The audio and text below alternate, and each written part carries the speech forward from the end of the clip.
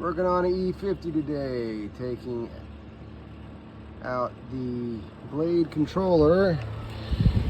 Not too fun, unfortunately.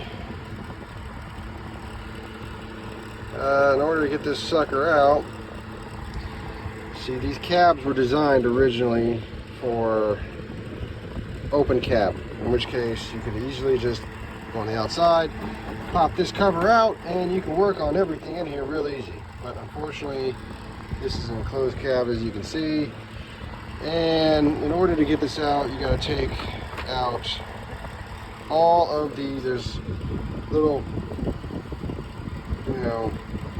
push pin connectors. There's one.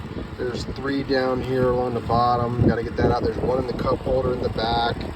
All right, and then you're asking yourself, well, now what? Well, you got to take these 2 bolts that go here to the armrest. There was an armrest right here. Take that out. And then you're like, well, what? There's a screw that goes through that tiny little hole. It's a Torx head. That screws into there. And then, why won't this thing still come apart? All right, so you pull all these out.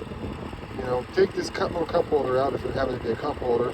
Stick your hand there and push the radio out, otherwise the radiator breaks apart. Found that the hard way. Push this out, doesn't really matter, unfortunately. You can leave that in there, don't matter. But once you get this out, there's actually a bolt that goes through this hole right there, and it is, carriage bolt, so they do make it tiny easy, but they put the nut on the other side, which is a pain in the butt to get to, but unfortunately that's where you have to have it, and that slides right onto that. So once you finally get that bolt out of there through this tiny little hole, it's a size 13 in case you want to know, finally the damn thing will come apart, but it's still really tight in there.